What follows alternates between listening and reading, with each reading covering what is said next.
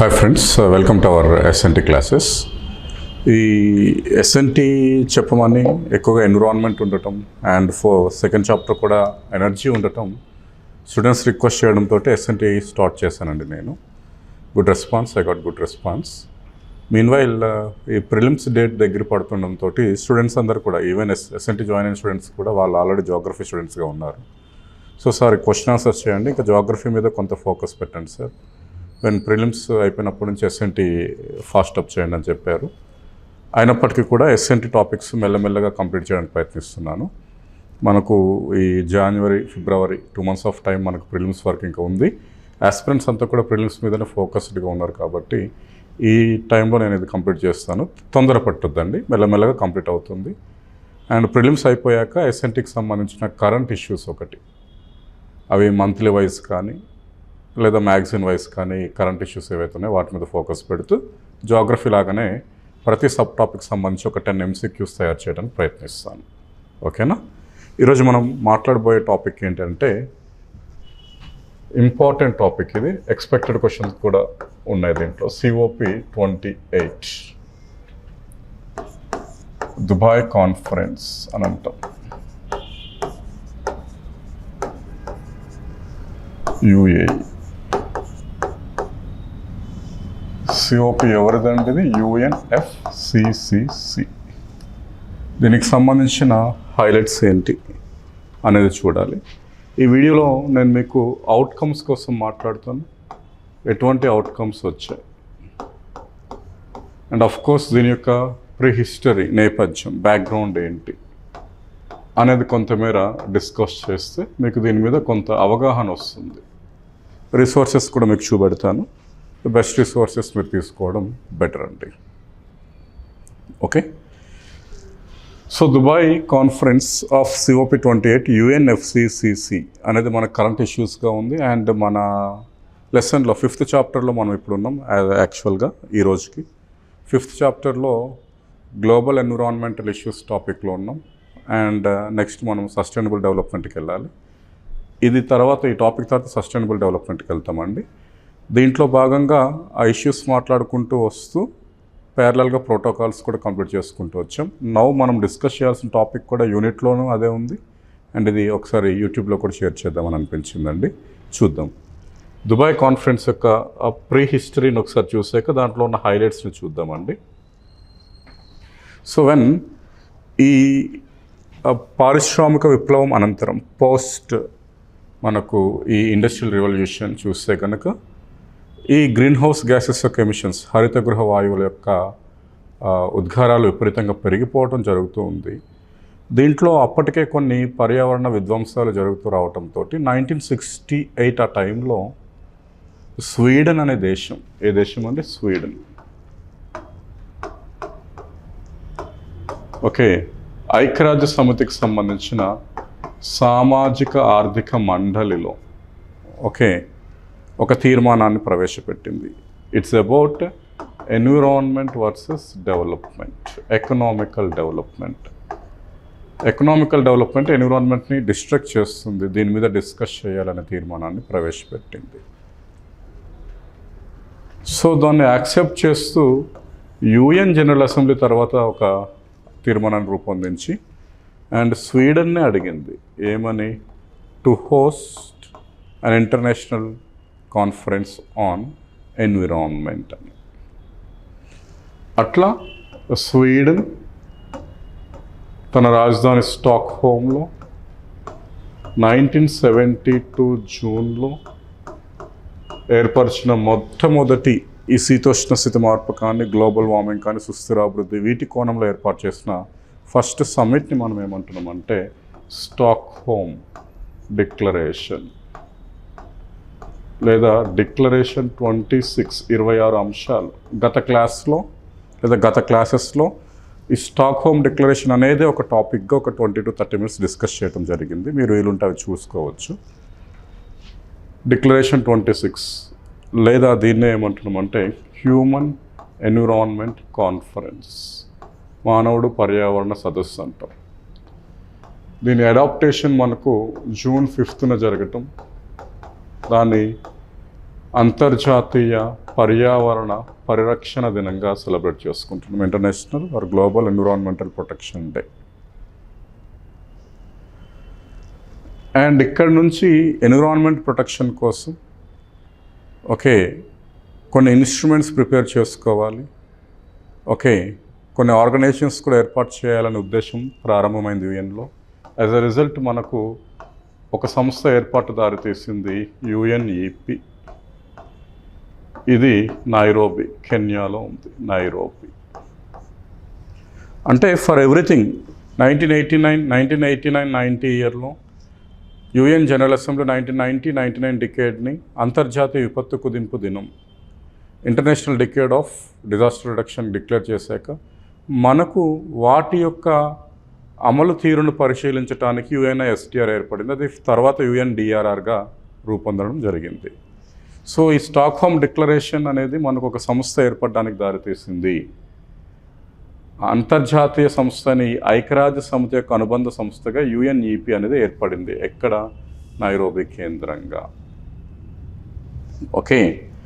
అంటే సో పర్యావరణ సదస్సులను ఇక మీద కండక్ట్ చేసే బాధ్యతను ఇది తీసుకుంటుందని మనకు చెప్పకనే చెప్పింది. స్టాక్హోమ్ డిక్లరేషన్ అయిపోయిన తర్వాత ఏం జరిగిందంటే 1983లో ఐక్యరాజ్య సమితి ఈ బ్రంట్లాండ్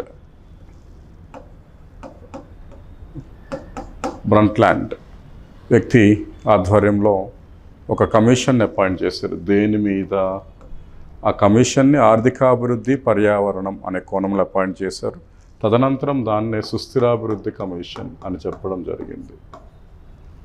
ఇది తన రిపోర్ట్ 1987లో సబ్మిట్ చేసింది. బ్రంట్లాండ్ కమిషన్ రిపోర్ట్ లేదా a commission on sustainable development అని కూడా పిలుస్తాం. ఇది ఇలా జరుగుతుండగానే మనకు WMO world meteorological organization plus UNEP సంయుక్తంగా ఒక అంతర్జాతీయ శాస్త్రవేత్తల సంస్థను ఏర్పాటు చేయడం జరిగింది. పర్యావరణ శాస్త్రవేత్తలు వాలంటీర్గా దాంట్లో పనిచేస్తూ ఐక్యరాజ్య సమితి అనుబంధంగానే తమ రిపోర్ట్లను తయారు చేస్తూ ఆ రిపోర్ట్లు అనేవి వివిధ దేశాలకు, సంస్థలకు, వ్యక్తులకు పర్యావరణ పరిపాలనలో ఎన్విరాన్మెంటల్ అడ్మినిస్ట్రేషన్లో ఒక ఇన్స్ట్రుమెంట్గా, ఒక సహాయకారిగా, ఒక టూల్గా, ఒక వస్తువుగా పనిచేస్తుందని చెప్పి ఆ సంస్థను ఏర్పాటు చేయడం జరిగింది. దాన్ని మనం ఏమంటున్నామంటే intergovernmental panel on climate change, IPCC. ఇది ఇప్పటి వరకు ఒక 6 అసెస్మెంట్ రిపోర్ట్స్ ఇచ్చింది. లేటెస్ట్ వన్ ఇది 2022. అది మనం కొంతమేర డిస్కస్ చేసాం. ఇంకొంత సుస్థిరాభివృద్ధి కోణంలో చేయాల్సి ఉంది. ఈ ఫస్ట్ అసెస్మెంట్ రిపోర్ట్ మనకు 1990లో వచ్చింది. So one hand Sustainable Development Commission submitted its report to the UN in 1987. And second hand IPCC, world meteorological organization ఉన్న జెనీవాలోనే ఇది కూడా ఏర్పాటు చేశారు. ఆ 2 సంస్థలు సంయుక్తంగా, 2 కూడా ఐక్యరాజ్య సమితికి సంబంధించిన అనుబంధ సంస్థలే. ఈ రిపోర్టు ఈ భూగోళం అనేది అంతర్ధానానికి దగ్గరలో ఉంది. ఉష్ణోగ్రతలు విపరీతంగా ఉండడం ద్వారా భూతాపం అనేది శీతోష్ణ స్థితి మార్పుకు కారణమవుతుంది. తద్వారా చాలా అనర్థాలు జరుగుతాయి అని చెప్పడం జరిగింది ఈ report. IPCC first assessment report which was published in 1990. So వీటన్నిటినీ డిస్కస్ చేయటానికి ఐక్యరాజ్య సమితి కండక్ట్ చేసిన ఒక అంతర్జాతీయ సమావేశాన్ని మనం ఏమంటున్నామంటే ధరిత్రి సమావేశం, అర్త్ సమ్మిట్ ఏమంటున్నామండి, అర్త్ సమ్మిట్ 1992. దీనికోసం కూడా ఒక 30 to 40 minutes వీడియో మీకు చేసి పెట్టాను ఆల్రెడీ, అది మీరు తర్వాత చూసుకోండి. ఎక్కడ జరిగింది? It's conducted in Rio day Janeiro. ఎక్కడండి? బ్రెజిల్. దీని నుంచి చాలా అవుట్కమ్స్ వచ్చాయి. 21st centuryలో భూతాపాన్ని నివారించడానికి ఎటువంటి చర్యలు చేపట్టాలి, భూమిని కాపాడుకోవటానికి, ఎజెండా 21. అండ్ ఒక 26 అంశాలు ఏ విధంగా అమల్లోకి తీసుకెళ్ళాలి, డిక్లరేషన్ సంవాట్ 26. ఇలాంటి అంశాలతో పాటు ఓకే అడవుల్ని పరిరక్షించటం, అటవీ విస్తీర్ణాన్ని పెంచడానికి ఎటువంటి చర్యలు చేపట్టాలి, ఇలాంటి అంశాలతో పాటు ఇది ఒక 3 సంస్థల ఏర్పాటుకు తదనంతరం దారితీసింది. United Nations conventions on combat of desertification, ఎడారి మీద యుద్ధాన్ని చేసే సంస్థ. United Nations convention on biological diversity, జీవ వైవిధ్యత సంబంధించిన సంస్థ. అండ్ అత్యంత ముఖ్యమైన United Nations framework of convention on climate change, UNFCCCని ఫామ్ చేశారు. ఇవి కూడా మాట్లాడాను నేను మన పాఠాల్లో భాగంగా. అండ్ ఇది ఫామ్ అవ్వటం శీతోష్ణ స్థితి మార్పు, భూతాపం అలాంటి మీద ఇది వర్కౌట్ చేసుకుంటూ వచ్చింది. ఇది 1994లో ఫామ్ అయిందండి, రైట్. ఇది మొదట మనకు మేబీ జెనీవాలో ఉంటే ఆ తర్వాత దీన్ని బాన్కి షిఫ్ట్ చేసినట్టున్నారు ఈ ప్రధాన కార్యాలయం. ఈ UNFCCలో ఉన్న సభ్య దేశాల యొక్క అధిపతులు, ముఖ్య అధినేతలు, అధిపతులు అంటే మోదీ, అదేవిధంగా ఈ బైడెన్ ఇలాంటి వాళ్ళు, వీళ్ళందరూ వార్షికంగా ఒక ప్రదేశంలో ఖచ్చితంగా ఒక సమావేశాన్ని ఏర్పరచుకుంటారు. Annual summit is known as COP, conference of parties. ఏమంటున్నాం దాన్ని? COP 28 Dubai. అట్లా ఇలాంటి COPస్లో మనకు లీగల్ బైండింగ్ ప్రోటోకాల్ ఒకటి జరిగింది.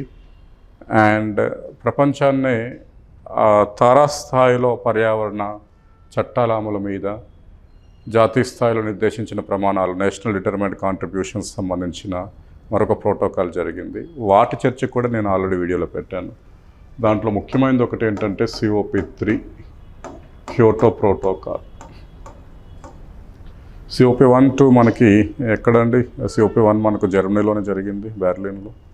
2లో కూడా ఎటువంటి డెసిషన్స్ తీసుకోలేదు. అండ్ 3 కోసం 3 ప్రోటోకాల్, లీగల్ బైండింగ్ ప్రోటోకాల్ కోసం చర్యలు చేపట్టడం జరిగింది. దీంట్లో UNFCC ఏంటంటే కామన్ బట్ డిఫరెన్షియేటెడ్ రెస్పాన్సిబిలిటీ, ఉమ్మడి లక్ష్యం వైవిధ్యతర బాధ్యత అనే ఉద్దేశంతో ఓకే ఎనక్షర్ 1లో ఉన్న దేశాల్లో కొన్ని దేశాలకు లక్ష్యాలను ఇవ్వడం జరిగింది. ఆ లక్ష్యాలను ఆచరించిన దేశాలు ఎనక్షర్ B దేశాలుగా చెప్తాం. ఆ దేశాల లక్ష్యాలను స్వీకరించాయి. ఓకే ఒక 5 డిగ్రీలు లేదా 5.2 నుంచి 5.6 డిగ్రీల మధ్యలో ఉష్ణోగ్రతలను 1990 స్థాయిలలో తగ్గించటమే క్యోటో ప్రోటోకాల్ యొక్క లక్ష్యం. ఇవంతా మాట్లాడాము. క్యోటో ప్రోటోకాల్ కూడా శీతోష్ణ స్థితి మార్పు మీదనే పనిచేస్తుంది. ఇది legal binding for developed countries అంటాం. డెవలప్డ్ కంట్రీస్లో అన్నీ కూడా కాదు, ఎనక్షర్ B కంట్రీస్ అంటాం. ఎనక్షర్ కంట్రీస్ ఉన్నాయి, ఇవి developed countries plus economies in transmission, Turkey, Ukraine లాంటివి. దీంట్లో UNFCC క్యోటో ప్రోటోకాల్లో అసైన్ చేసిన టార్గెట్స్, గోల్స్ని యాక్సెప్ట్ చేసిన దేశాలు ఏవైతే ఉన్నాయో, ఏ దేశాలకైతే అది ఆ లక్ష్యాలను ఇచ్చిందో ఆ దేశాలని A అంటాం. దాంట్లో ఏ దేశాలైతే ఆ లక్ష్యాలను యాక్సెప్ట్ చేసి ఉద్గారాలను తగ్గించడానికి ఒప్పుకున్నాయో వాటిని ఎనక్షర్ B దేశాలు అంటాం. ఈ దేశాలు ఏంటంటే 5.2 నుంచి 5.6 డిగ్రీలో 5.2 నుంచి 5.6% ఉద్గారాలను తగ్గించాలి, ఎమిషన్స్ని తగ్గించాలి. క్యోటో ప్రోటోకాల్ దేని మీద మాట్లాడుతుందంటే రిడక్షన్ ఆఫ్ ఎమిషన్స్, ఉద్గారాలను తగ్గించడం మీద మాట్లాడుతుంది. 1990 స్థాయిలలో తగ్గించాలి. ఓకే ఎంత శాతం తగ్గించాలంటే 5%. 5.2 నుంచి 5.6 అంటారు, సరే 5% అని గుర్తుంచుకోండి క్యోటో ప్రోటోకాల్. ఇది 2005 నుంచి అమల్లోకి వచ్చింది. ఓకే అప్పటికి 55% ఉద్గారాలు చేసిన దేశాలు యాక్సెప్ట్ చేశాయి కాబట్టి. అయితే క్యోటో ప్రోటోకాల్ని 2 దశల్లో అమలు పరచాలని నిర్ణయం తీసుకున్నారు. ఆ ఫస్ట్ ఫేజ్ ఏంటంటే 2008 to 12, సెకండ్ ఫేజ్ 2013 to 20. అంటే 2వ దశ ఇంకా అమల్లో ఉన్నట్లు బయటికి చెప్తున్నారండి, రైట్. నేను దుబాయ్ మాట్లాడాలి, దాని బ్యాక్గ్రౌండ్ చెప్తున్నాను. మళ్ళీ దీని డెప్త్గా వెళ్ళట్లేదు. క్యోటో 40-50 minutes మాట్లాడాను, వీడియోస్లో ఉంది. క్లీన్ డెవలప్మెంట్ మెకానిజం ఏంటి ఇదంతా మాట్లాడాము, చూసుకోండి మీరు అక్కడ. ఈ క్యోటో ప్రోటోకాల్ ఫస్ట్ ఫేజ్లోనే ఎండింగ్ స్టేజ్కి వచ్చేటప్పటికి కెనడా లాంటి కంట్రీస్ విత్డ్రా అయిపోయాయి. US క్యోటో ప్రోటోకాల్ని యాక్సెప్ట్ చేయలేదు. ఆస్ట్రేలియా, జపాన్ లాంటి కంట్రీస్ కూడా కొంచెం భారంగా ఫీల్ అవుతూ నెక్స్ట్ ఫేజ్ని ఇంప్లిమెంట్ చేయడానికి సిద్ధపడలేదు. అందుకని ఈ డర్బన్ సమావేశంలోనో లేదా ఇతర సమావేశాల్లో ఏం చేశారంటే ప్రతి దేశం కూడా each and every country irrespective of developed and developing తమ జాతీయ స్థాయిలలో కొన్ని ప్రమాణాలను చేసుకుంటూ రావాలి. Nationally determined contributions. వాటన్నిటిని ప్యారిస్ ప్రోటోకాల్ కన్నా ముందే సబ్మిట్ చేస్తే ప్యారిస్ ప్రోటోకాల్ దాన్ని కన్సల్టేట్ చేసి ఒక లక్ష్యాన్ని చెప్తుంది. అందువల్ల ప్యారిస్ ప్రోటోకాల్ అనేది కొంత ఇంపార్టెంట్ అయ్యింది. ఓకే, క్యోటో తర్వాత 2002లో ఆ COP8 అనుకుంటా, ఇది COP3 కాబట్టి COP8 మన దగ్గరే జరిగింది, న్యూఢిల్లీలో జరిగింది. ఓకే, అంతగా ఇంపార్టెన్స్ ఏం లేదు. అభివృద్ధి చెందుతున్న దేశాల ఆర్థిక వ్యవస్థల్ని కాపాడటం అనేది ఇక్కడ ముఖ్యమైన నినాదం. సో ప్రతి దేశం కూడా నేషనల్లీ డిటర్మైన్డ్ కాంట్రిబ్యూషన్స్ని ప్రకటించాల్సి ఉంటుంది. వాటిని కన్సాలిడేట్ చేస్తే వచ్చిన అంశమే ప్యారిస్ ప్రోటోకాల్. సో మనకు క్యోటో తర్వాత కొంత సిగ్నిఫికెన్స్ ఉన్నది ఏంటంటే ప్యారిస్ ప్రోటోకాల్. సో ప్యారిస్ ప్రోటోకాల్కి ముందు అన్ని దేశాలు కూడా జాతీయ స్థాయిలో నిర్దేశించబడ్డ ప్రమాణాలు పర్యావరణ పరిరక్షణ కోసం చెప్పాల్సి ఉంటుంది. ఫర్ ఎగ్జాంపుల్ ఇండియా తీసుకుందాం. ఇండియా చెప్పిన ప్రమాణాల్లో ఒకటేంటంటే ఒక 33 నుంచి 35% ఉద్గారాలను తగ్గిస్తాం. ఉద్గారాలను ఏం చేస్తాం? 2030 కల్లా తగ్గిస్తాం. ఏ స్థాయిలలో అంటే 2005 స్థాయిలలో. ఒక 175 గిగావాట్ల పునరుత్పాదక ఇంధన వనరుల్ని సృష్టించబోతున్నాం. ఓకే, ఎంత? 175 గిగావాట్ల పునరుత్పాదక ఇంధన వనరుల్ని. ఒక 63 గిగావాట్ల ఏంటి? 63 గిగావాట్ల న్యూక్లియర్ ఎనర్జీని సృష్టించబోతున్నాం. ఒక 2.5 నుంచి 3 మిలియన్ టన్స్ కార్బన్ స్టాక్ని పెంచబోతున్నాం. ఓకే, అదేవిధంగా స్థాపిత శక్తిలో ఇన్స్టాల్డ్ కెపాసిటీలో 40% శిలాజయేతర ఇంధనాల నుంచి సృష్టించబోతున్నామని కొన్ని ప్రమాణాలు ఇండియా చేసింది, చైనా చేసింది, ఇట్లా అన్ని ప్రమాణాలు చేసింది. వీటన్నిటిని కన్సాలిడేట్ చేశాక మనకు అవుట్కమ్గా వచ్చింది ఏంటంటే ప్యారిస్ ప్రోటోకాల్. ఇది కూడా మాట్లాడానండి, చాలా స్పష్టంగా వివరించాను దీంట్లో ఏ అంశాలు ఉన్నాయని. దీన్నే మనం COP21 అని పిలుస్తాం. క్యోటో తర్వాత కొంత important Paris protocol. Kyoto protocol ఉద్గారాల తగ్గింపు, రిడక్షన్ ఇన్ ద ఎమిషన్స్ మీద దృష్టి పెడితే ప్యారిస్ ప్రోటోకాల్ ఉద్గారాలని ఏ విధంగా తగ్గిస్తామని అన్ని దేశాలు చెప్పాయో వాటిని కన్సాలిడేట్ చేస్తూ ఒక లక్ష్యాన్ని పెట్టుకుంది. ఆ లక్ష్యం ఏంటంటే ఉష్ణోగ్రత నియంత్రణ, ఉష్ణోగ్రత పెరుగుదలలో నియంత్రణ. Limit the increasing in temperatures. ఉష్ణోగ్రత పెరుగుదలలో నియంత్రణ. సగటు ఉష్ణోగ్రతలు 2 డిగ్రీలు పెరగకుండా నియంత్రించాలి ఎప్పటికల్లా 2100 సంవత్సరం కల్లా. ఏ స్థాయిలలో సగటు ఉష్ణోగ్రతలు అంటే పారిశ్రామిక విప్లవం స్థాయిలో, పారిశ్రామిక విప్లవం నాటి స్థాయిలో, ఇండస్ట్రియల్ రెవల్యూషన్ లెవెల్స్లో ఉన్న యావరేజ్ టెంపరేచర్స్ ఎంత ఇంక్రీజ్ అవ్వకుండా లిమిట్ చేయాల్సి ఉందంటే +2 డిగ్రీస్ ఇంక్రీజ్ అవ్వకుండా లిమిట్ చేయాల్సి ఉంటుంది ఎట్ 2100. ఇది ప్యారిస్ ప్రోటోకాల్. అంతే, ఇదే ప్యారిస్ ప్రోటోకాల్. దీనికి సంబంధించి కొన్ని మెకానిజమ్స్ ఉన్నాయి, ఎట్లా ఫాలో అవ్వాలి ఏంటి అనేది. తాత్కాలిక లక్ష్యాలు ఏంటి, దీర్ఘకాలిక లక్ష్యాలు ఏంటి, ఇలాంటివన్నీ అయ్యి ప్యారిస్ తర్వాత మార్రకెష్ డిస్కషన్ అయ్యింది. అలా అవుతూ వచ్చారు.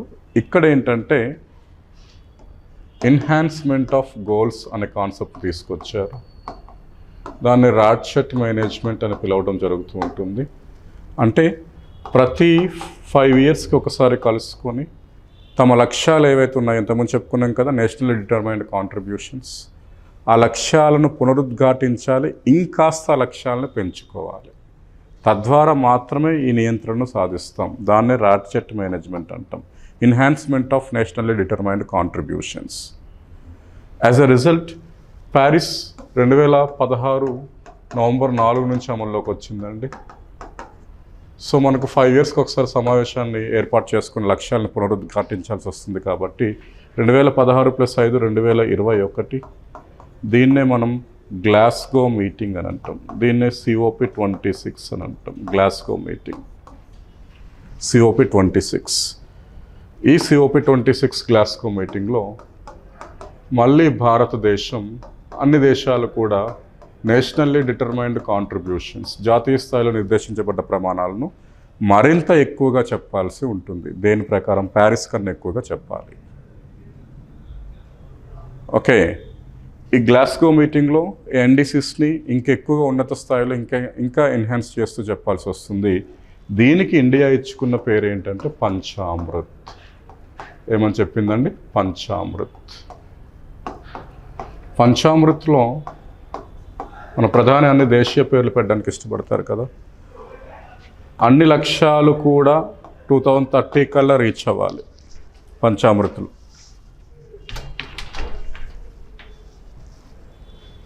ఒక లక్ష్యం ఏంటంటే 2070.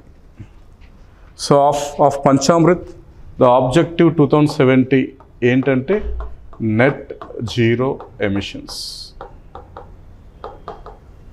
నెట్ జీరో ఎమిషన్స్ అనేది 2070 ఆబ్జెక్టివ్, ఆ ఇయర్ ఆబ్జెక్టివ్గా పెట్టుకున్నారు. ఇవన్నీ 2030లో పెట్టుకున్నారు. ఏమేమి పెట్టుకున్నారంటే ఇంతకుముందు చెప్పుకున్నాం కదా, 175 గిగావాట్ల శిలాజ ఇంధనాల నుంచి స్థాపిత శక్తి, అది కాస్త 500 గిగావాట్స్కి పెంచుకున్నారు. Non fossil fuel installed capacity, శిలాజయేతర ఇంధనాల స్థాపిత శక్తిని 2030 కల్లా 500 గిగావాట్లు.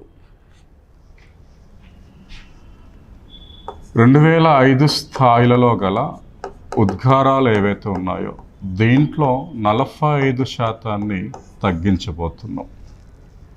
ఎప్పటికల్లా అంటే 2030 కల్లా.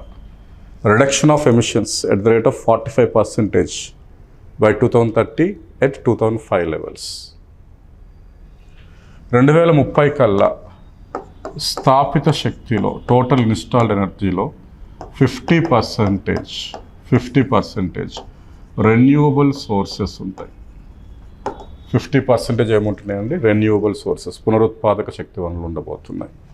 అండ్ 2030 కల్లా 1 బిలియన్ టన్స్ ఆఫ్ కార్బన్ని సెక్వెస్ట్రేట్ చేస్తున్నాం, సంగ్రహించబోతున్నాం. ఏ విధంగా అంటే అడవుల్ని పెంచడం, ఓకే, గ్రీన్ టెక్నాలజీని వినియోగించడం, ఓకే, ఈ మెట్రోస్ ఇలాంటి వాటిని పెంచడం ద్వారా కార్బన్ని సంగ్రహించబోతున్నాం. దీన్ని పంచామృత్ అని పిలుస్తున్నాం.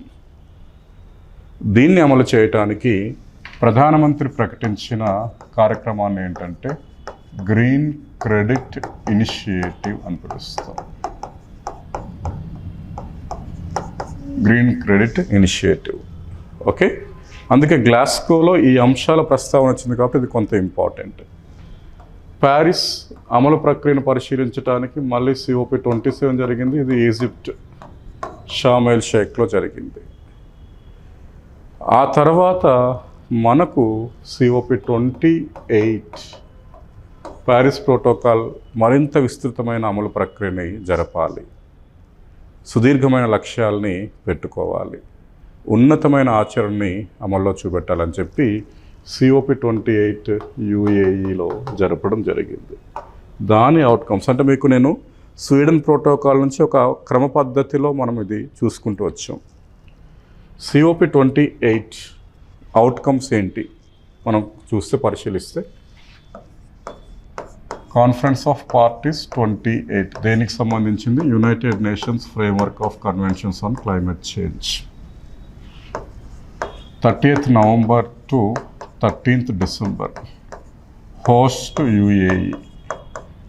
యుకి వాళ్ళు యునైట్, ఏకి వాళ్ళు యాక్ట్, డీకి వాళ్ళు డెలివర్ అని కూడా పెట్టుకోవడం జరిగింది నినాదం.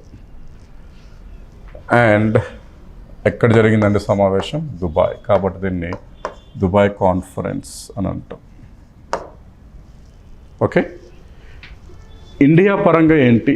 హూ అటెండెడ్ ద మీటింగ్ అంటే ప్రైమ్ మినిస్టర్. ఫార్చునేట్లీ 1 డిసెంబరే ఇతనికి మాట్లాడే అవకాశం వచ్చింది. ఈయన అక్కడ పేర్కొన్న అంశాల్లో ఒకటి ఏంటంటే green credit initiative. Okay, financial support developing కంట్రీస్కి ఉండాలని అలాంటి అంశాలు ఇక్కడ చెప్పాడు ఇతను. ఎవరు? Prime minister. ఇండియా పరంగా జరిగిన మరొక ముఖ్యమైన విషయం ఏంటంటే ఈ మణిపూర్కి సంబంధించిన ఒక 12 ఏళ్ల బాలిక నిరసనను తెలపడం జరిగింది అక్కడ. ఓకే, అర్థమవుతుందా? ఆమె లిసిప్రియా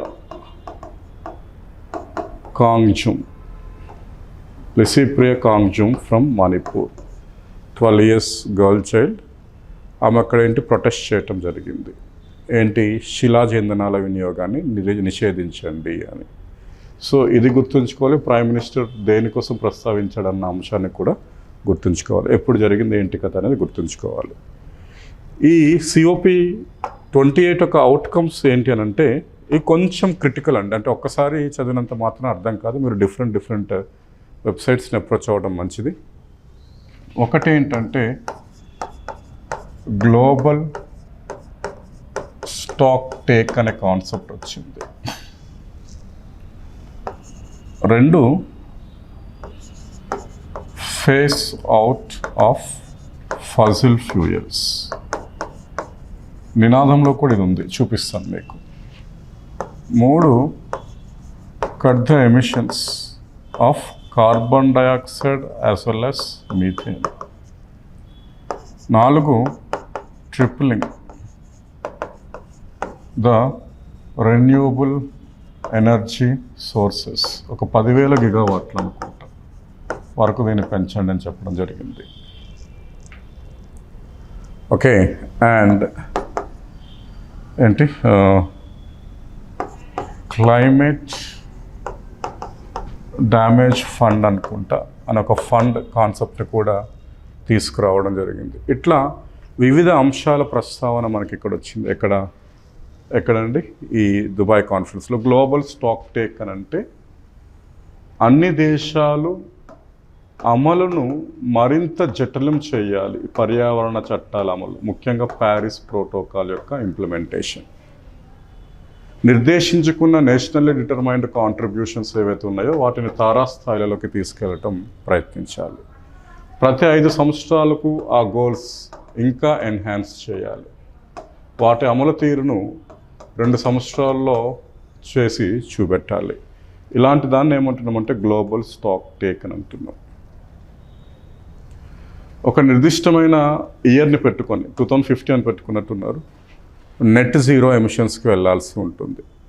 ఓకే, మీథేన్ సంబంధించిన ఎమిషన్స్లో ఒక 30% ఏం తగ్గించాలి. కార్బన్ డైఆక్సైడ్ సంబంధించిన ఎమిషన్స్ ఇంచుమించు 0% తగ్గించాల్సి ఉంటుంది. ఓకే, ఇప్పుడున్న ఈ new and renewable energy sources ఏవైతే ఉన్నాయో వాటిని 10,000 గిగావాట్స్కి 2030 కల్లా తీసుకెళ్లాల్సి ఉంటుంది. అండ్ పేద దేశాలు ఏవైతే ఉన్నాయో వాటిని ఆదుకోవటానికి క్లైమేట్ డ్యామేజ్ ఫండ్ అనే ఉద్దేశంతో వాళ్ళకు ఒక ఫండ్ని క్రియేట్ చేసి వాళ్ళకి ఆదుకోవాల్సిన అవసరం ఉంది. ఇలాంటి లక్ష్యాలను మనకు దుబాయ్ కాన్ఫరెన్స్ అన్నది, ప్రోటోకాల్ కాదు, దుబాయ్ కాన్ఫరెన్స్లో చెప్పడం జరిగింది. సరే, ఇవన్నీ ఎలా మనకు గుర్తుంటాయంటే మీరు ఆ కన్సర్న్డ్ వెబ్సైట్స్కి వెళ్తే బాగుంటుంది. ఫర్ ఎగ్జాంపుల్ దీనికి సంబంధించిన ఒక 3 వెబ్సైట్స్ మీకు చూపెడతాను చూడండి. ఇది దేనికి సంబంధించిందంటే international institute for sustainable development. ఇది మనకు కెనడా బేస్డ్ ఒక ఆర్గనైజేషన్. ఇక్కడ కూడా పూర్తి ఇన్ఫర్మేషన్ ఇచ్చారు. దేనికి సంబంధించిన ఇన్ఫర్మేషన్ అండి?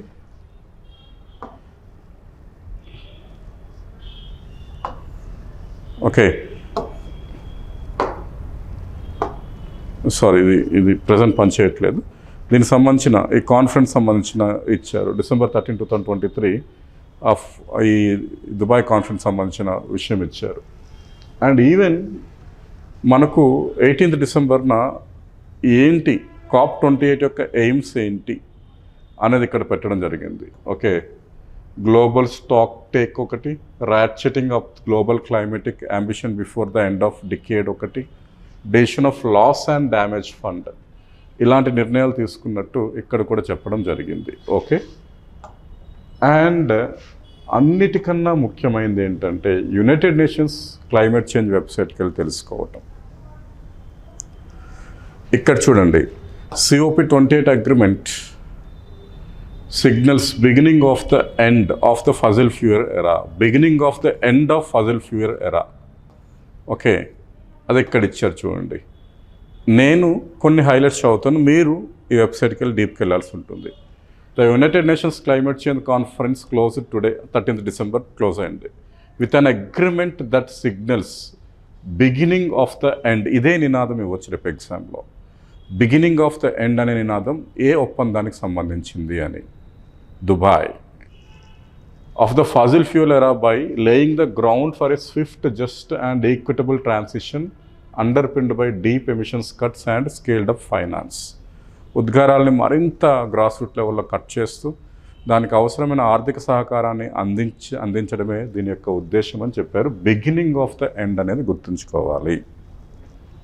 ఓకే, 200 పార్టీస్ దీంట్లో భాగస్వామ్యం అయ్యాయంట. World's first global stock take. Global stock take అనే నినాదం ఇక్కడ వచ్చింది, అనే కాన్సెప్ట్ వచ్చింది. ఇదేంటంటే మరింత విస్తృత స్థాయిలో లక్ష్యాలను అమలుపరచాలి. మరింత విస్తృత స్థాయిలో ర్యాట్చెట్ మేనేజ్మెంట్ అంటే ఫర్ ఎవ్రీ 5 years ఆ నేషనల్ డిటర్మైన్డ్ కాంట్రిబ్యూషన్స్ యొక్క లక్ష్యాలను ఉన్నతీకరించాలి. దాన్ని మనం గ్లోబల్ స్టాక్ టేక్లో చూడాల్సి వస్తుంది. Keep the global temperature limit of 1.5 degrees with in reach. Paris 2 degrees అని చెప్పింది కదా, అక్కడే చెప్పారు ఇంకా సరిగ్గా అమలు పరిస్తే 2100 లోపు ఉష్ణోగ్రతల్లో పెరుగుదల నియంత్రణను 1.5 degrees లోపు తేవాలనేది ప్యారిస్ యొక్క సెకండ్ గోల్.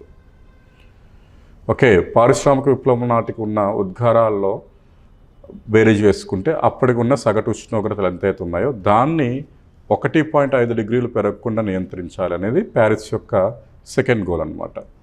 ఓకే, అది ఇక్కడ పేర్కొనడం జరిగింది. చూడండి, the global stock take is considered the central outcome. COP28 నుంచి వచ్చిన అత్యంత ముఖ్యమైన అవుట్కమ్ ఏంటంటే గ్లోబల్ స్టాక్ టేక్. ఆ పదాన్ని వినే ఏం భయపడదు. గ్లోబల్ స్టాక్ టేక్ అంటే ఏంటంటే ఇప్పటి వరకు ఉన్న ఆ లక్ష్యాలని మరింత జటిలం చేసుకుంటూ మరింత కఠినంగా అమలుపరుస్తూ దేశాలు కార్బన్ సెక్వెస్ట్రేషన్ చేసుకుంటూ ఉండాలి, శిలాజయేతర ఇంధనాల మీద నిషేధం తీసుకుంటూ ఉండాలి, కార్బన్ మీథేన్ మీద ఫేస్ అవుట్ పెట్టాలి, లక్ష్యాలను ఉన్నతీకరించుకోవాలి, వాటి అమలు ప్రక్రియను ఆ అమలు ప్రక్రియలో ఉన్న సంక్లిష్టతను పొందుపరిచి వీలున్నంత త్వరగా లక్ష్యాన్ని చేరుకోవడానికి ప్రయత్నించడాన్ని మనం గ్లోబల్ స్టాక్ టేక్ అని పిలుస్తున్నాం. ఇగోండి, stronger climate action plans due by 2025. 2025లో COP30 జరుగుతుందండి. అది బ్రెజిల్లో జరిగే అవకాశం ఉంది. అక్కడికల్లా ఒక నిర్ణయానికి రావాలి అనే ఉద్దేశం ఇక్కడ చెప్పడం జరిగింది. And prime minister Narendra Modi కూడా అడిగాడు, భారతదేశం ఎప్పుడు COP33 అంటే 2028 COP33కి ఆతిథ్యం ఇస్తాము, దానికి అనుమతించండి అని చెప్పి ప్రైమ్ మినిస్టర్ కూడా అడిగాడు. ఈ పాయింట్ కూడా మీరు గుర్తుంచుకోవాలి ఇండియా పరంగా. ఓకే, ఇంకా చూద్దాం. ఇగోండి స్టాక్ టేక్లో ఎటువంటి స్టాక్ టేక్ అంటే ఇంకేమేమి ఉన్నాయి చూడండి. Stock take recognize the science that indicates global green house gas emissions need to be cut 43% by 2030. ఇక్కడ ఏవైనా శాస్త్ర సాంకేతిక అంశాలు వినియోగిస్తూ 2030 కల్లా ఉద్గారాలని 43% కట్ చేయాలంట. ఏ స్థాయిలలో? 2019 స్థాయిలలో. ప్యారిస్ అగ్రిమెంట్ యొక్క ఈ లక్ష్యాన్ని చేరుకోవాలంటే 2019 స్థాయిలో ఉన్న ఉద్గారాలని 2030 లోపు 43% నియంత్రిస్తే కనుక ఈ లక్ష్యాన్ని చేరుకుంటామని చెప్పడం జరిగింది. ఓకే, అండ్ స్టాక్ టేక్ ఇంకా ఏం చెప్పిందంటే tripling of renewable energy capacity and doubling energy efficiency improvements by 2030. ఇప్పటికి ఏవైతే ఉన్నాయో రెన్యూవబుల్ ఎనర్జీ సోర్సెస్ వాటిని ట్రిపుల్ చేయాలంట ఎప్పటికల్లా 2030 కల్లా. పునరుత్పాదక శక్తి వనరులని 3 చేయాలి 2030 కల్లా. ఆ శక్తి వనరుల యొక్క సామర్థ్యాన్ని 2 చేయాలి. అంటే సామర్థ్యం అంటే ఏంటి? శక్తి వనరుల నుంచి ఉత్పత్తి చేస్తున్న శక్తి అంతా మనకు వినియోగదారులకు వెళ్ళట్లేదు, చాలా లాస్ అవుతుంది. దాన్ని తగ్గించడం, ఆ లాసుల్ని ఎంతైతే లాస్ అవుతుందో దాంట్లో సగాన్ని మాత్రం తగ్గించడానికి ప్రయత్నించాలి 2030 కల్లా. సామర్థ్యాన్ని రెట్టింపు చేయాలి, ఉత్పత్తి సామర్థ్యాన్ని, నిర్వహణ సామర్థ్యాన్ని రెట్టింపు చేయాలి, ఉత్పత్తి సామర్థ్యాన్ని 3 చేయాలనేది మరొక లక్ష్యం ఉంది ఇక్కడ. Okay, short term, long term, దీర్ఘకాలిక, స్వల్పకాలిక లక్ష్యాలను అమలు చేసుకుంటూ ఉండాలి. అండ్ ప్రస్తుతం ఉన్న నేషనల్లీ డిటర్మైన్డ్ కాంట్రిబ్యూషన్ని మరింత విస్తృతంగా ప్రకటించాలి ఎప్పటికల్లా 2025 కల్లా అని చెప్పడం జరిగింది. 2025 నెక్స్ట్ యాక్షన్ ప్లాన్ ఉందన్నమాట, క్లైమేట్ యాక్షన్ ప్లాన్. అదే బ్రెజిల్లో జరగబోయే సమావేశం. ఇది చూడండి. దీంట్లో ఉన్న మరొక అవుట్కమ్ ఏంటంటే, ఇందాకలే చెప్పాను క్లైమేట్ డ్యామేజ్ ఫండ్ అని, helping countries strengthen resilience to the effects of climate change. ఈ క్లైమేట్ చేంజ్ వీటి వల్ల ముఖ్యంగా ఈ మన poor nations, least developed countries కానీ డెవలపింగ్ కంట్రీస్ కానీ ఎక్కువగా లాస్ అవుతున్నాయి. ఆ లీస్ట్ డెవలప్డ్ కంట్రీస్కి ఏం చేయాల్సి ఉందంట, ఫైనాన్షియల్ సపోర్ట్ యాక్చువల్గా $100 బిలియన్ ఎవ్రీ ఇయర్ చేయాల్సి ఉంది. కానీ ఈ సమ్మిట్లో అన్ని దేశాలు ఏమైతే ప్రమాణం చేసాయో మేము ఇంత ఆర్థిక సహాయం చేస్తామని, వాటిని క్రోడీకరిస్తే ఎంత సపోర్ట్ అందే అవకాశం ఉంది? $700 మిలియన్ సపోర్ట్ అందే అవకాశం ఉంది. దీని ఆల్మోస్ట్ 154 దేశాలు సపోర్ట్ చేస్తుంటే ఇక్కడ చెప్పడం జరిగింది. ఎంతండి? $700. And parties agreed for the global goal on adaptation. Global goal on adaptation అంటే ఇంతకుముందు వరకు ఏంటంటే సరళంగా అమలు పరిచేవాళ్ళు ఈ లక్ష్యాలని. సరళంగా కాకుండా సంక్లిష్టంగా, కాంప్లెక్సిటీతో దీన్ని అమలుపరిచి అవసరం ఉన్న దేశాలకు సహాయ సంకేతాలని కూడా ఇవ్వడానికి సిద్ధపడ్డాన్ని మనం ఏమంటున్నామంటే గ్లోబల్ గోల్ ఆన్ అడాప్టేషన్. ఇదొక కాన్సెప్ట్ దీని నుంచి ఇవాల్వ్ అయింది, దేని నుంచి? దుబాయ్ కాన్ఫరెన్స్ నుంచి. ఇది డ్యామేజ్ ఫండ్ అండి. క్లైమేట్ యాక్షన్ సమ్మిట్ దేనికోసం చెప్తుంది? ఇది మనకు ఫండ్ స్టార్టెడ్ ఈ ఎంత $700 మిలియన్ ఫండ్ క్లైమేట్ చేంజ్ వల్ల ఏదైతే దేశాలు లాస్ అవుతున్నాయో వాటికి ఇవ్వడానికి ఒప్పందం కుదిరింది. క్లైమేట్ ఫైనాన్స్ చూడండి, గ్రీన్ క్లైమేట్ ఫండ్ అనేది ప్యారిస్ ఇనిషియేటివ్ అది.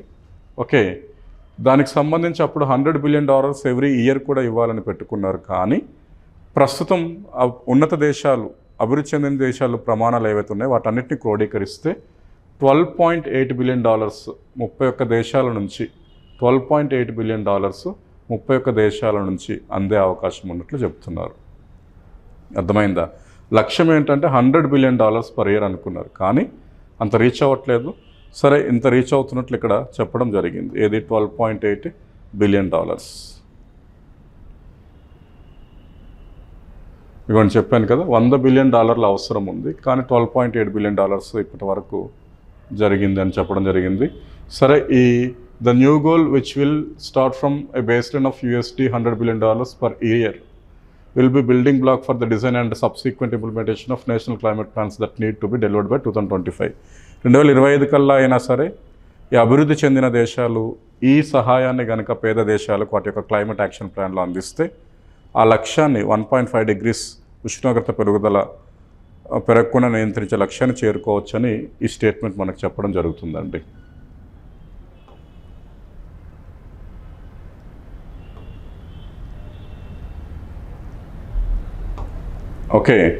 ఈ లాస్ట్ COP28 దుబాయ్ కాన్ఫరెన్స్లో కంట్రీస్, ఇన్స్టిట్యూట్స్, సైంటిస్ట్స్ ఇట్లా మొత్తంగా 84,000 మంది అనుకుంటా, 85,000 పార్టిసిపేషన్స్ జరిగాయి.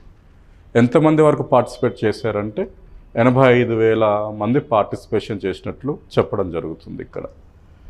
అండ్ మనం ఈ గ్లోబల్ వార్మింగ్ని కంట్రోల్ చేయాలి, క్లైమేట్ చేంజ్ని అరికట్టాలి అని అంటే మనకు గవర్నమెంట్స్ మధ్యలో, governments to parties, governments to stake holders, governments నుంచి సంస్థలు, గవర్నమెంట్స్ నుంచి పర్యావరణదారులు,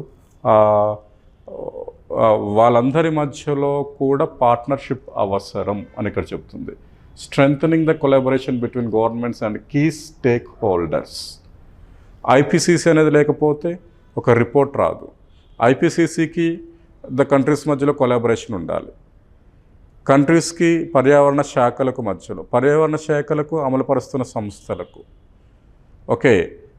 కొన్ని సంస్థలు స్వచ్ఛందంగా తమ క్యాప్టివ్ ఎనర్జీని డెవలప్ చేసుకుంటుంది, ఆ సంస్థలకు పర్యావరణ శాఖకు మధ్యలో, ఇట్లా స్టేక్ హోల్డర్స్కి మధ్యలో కొలాబరేషన్ అనేది చాలా ఇంపార్టెంట్ అని ఇక్కడ చెప్పడం జరుగుతుంది. ఫైనల్గా చూద్దాం. ఇది లక్ష్యాలు, లుకింగ్ అహెడ్. ఏంటి లక్ష్యాలంటే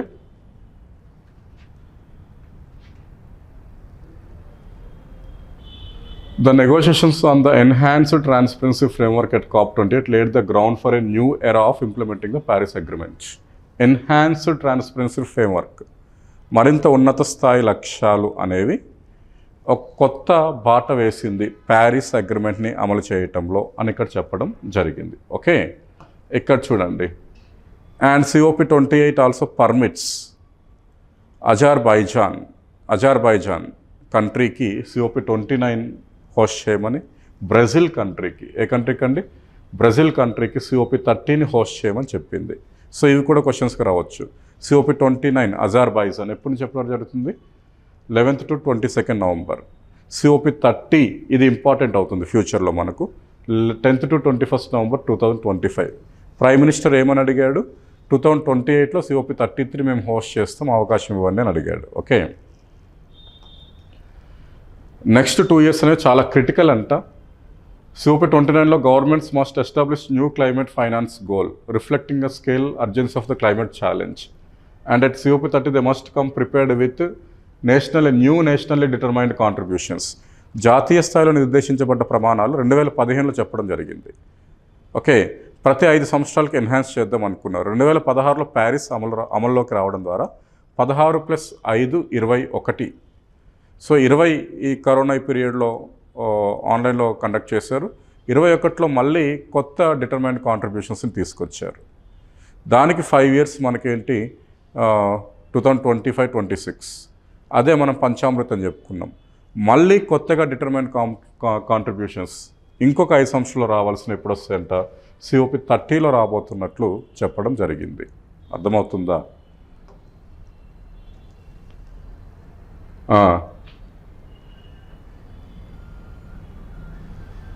2025 in early 2025 countries must deliver new nationally determined contributions.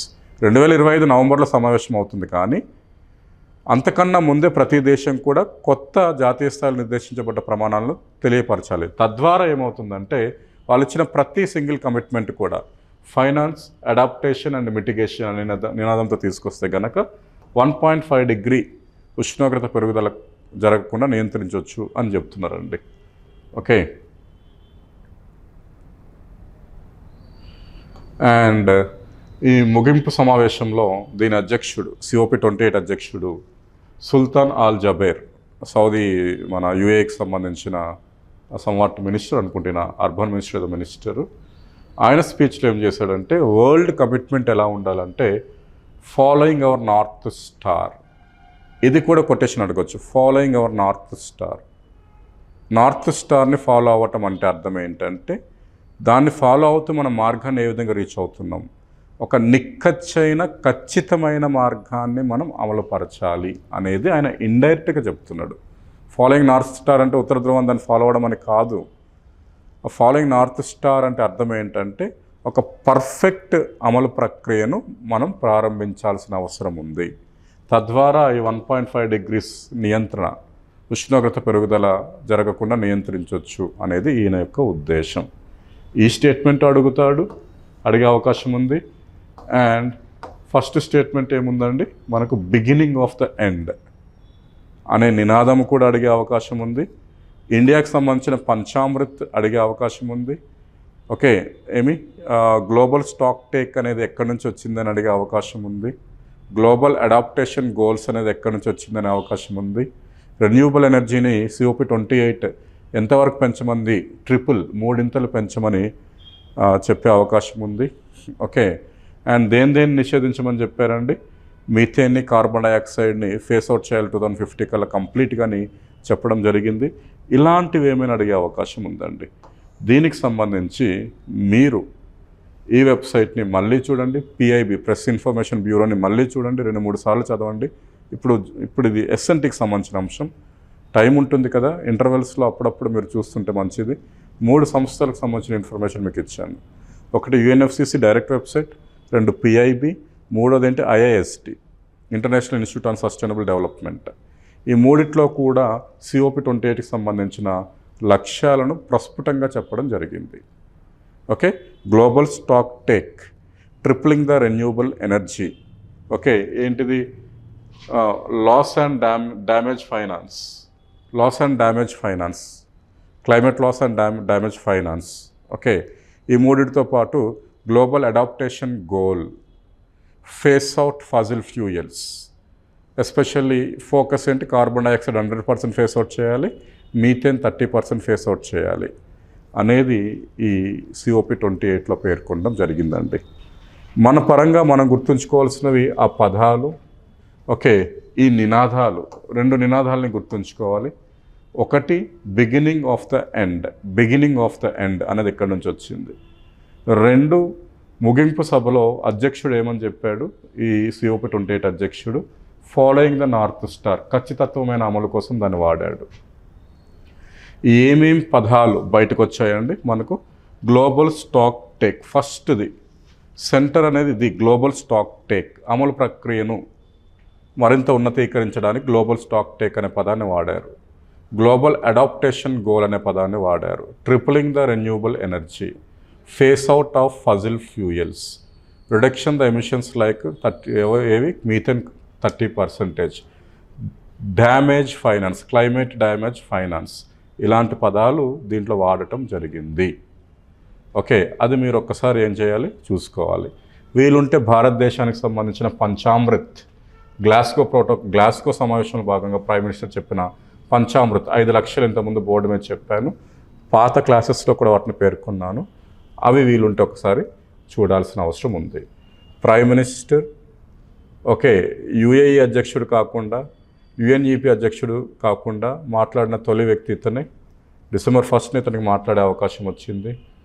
ఈయన అక్కడ పేర్కొన్న పదం గ్రీన్ క్రెడిట్ ఇనిషియేటివ్. పంచామృత యొక్క అమలు ప్రక్రియను గ్రీన్ క్రెడిట్ ఇనిషియేటివ్ అని పిలుస్తాం.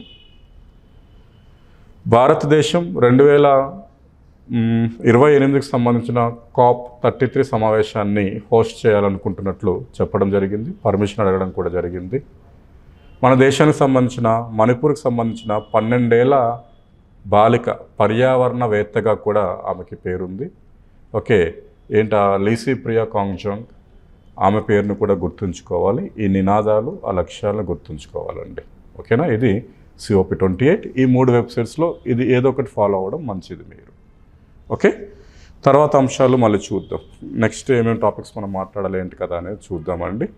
SNT కోర్సు కొంచెం నెమ్మదిగా జరుగుతుంది. కారణం ఏంటంటే జాగ్రఫీ మీద ఉన్న ఒత్తిడి. నేను ప్రతిరోజు కూడా 15-20 క్వశ్చన్స్ జాగ్రఫీ చేసి అప్లోడ్ చేయడానికి ప్రయత్నిస్తున్నాను. దానికి 2-3 అవర్స్ పడుతుంది. స్టూడెంట్స్లో ఎక్కువ మంది జాగ్రఫీ వాళ్ళు ఉన్నారు. వాళ్ళైతే ముందు ఇది ఫోకస్ చేయండి సార్ అని చెప్తున్నప్పటికీ కూడా డైలీ ఒక 1/2 అవర్ 1 అవర్ చెప్పి SNT మెల్లమెల్లగా క్లోజ్ చేయడానికి ప్రయత్నిస్తున్నాను. February 26th నుంచి SNTకి సంబంధించిన ప్లాన్ ఏంటంటే నాది, అప్పటికి సిలబస్ అయిపోతుంది. ఓకే, నా యొక్క ప్లాన్ ఏంటంటే అప్పటికి కరెంట్ అఫైర్స్ ఒకటి, లాస్ట్ 8 monthsకి సంబంధించింది current affairs and ongoing issues. ఫిబ్రవరి అంటే నా ఉద్దేశం ఏంటి, జూలై నుంచి ఫిబ్రవరికి సంబంధించిన current affairs SNT and environment సంబంధించి ప్రజెంట్ చేస్తాను February 26 నుండి. అదేవిధంగా February 26 నుండి ప్రతిరోజు ఈనాడు మరియు హిందూ పత్రికలో వచ్చే SNT ఈవెంట్స్ యొక్క ప్రజెంటేషన్ ఉంటుంది ఈ కోర్సులో. వీటితో పాటుగా ఇప్పుడు జాగ్రఫీకి ఎలాగైతే సబ్ హెడ్డింగ్ సంబంధించిన 26 సబ్ హెడ్డింగ్ సంబంధించిన 10 నుంచి 15 లేదా 15 నుంచి 20 క్వశ్చన్స్ చెప్తున్నా ఒక్కొక్క సబ్ హెడ్డింగ్కి. అలాగే SNTకి సంబంధించిన ప్రతి సబ్ హెడ్డింగ్ సంబంధించి ఒక 10 క్వశ్చన్లు తయారు చేస్తాను. తద్వారా మనం ఏంటంటే ఆ గోల్ని, ఆ 75 మార్కుల్లో ఎక్కువ మార్కులు రావడానికి ప్రయత్నిస్తాను. మీరు కూడా శ్రమ పడాలి, మీరు రివిజన్ చేయాలి. నాకే కొన్ని అంశాలు గుర్తుండట్లేదు కాబట్టి మీకు ఇంకా సంక్లిష్టంగా ఉంటుంది.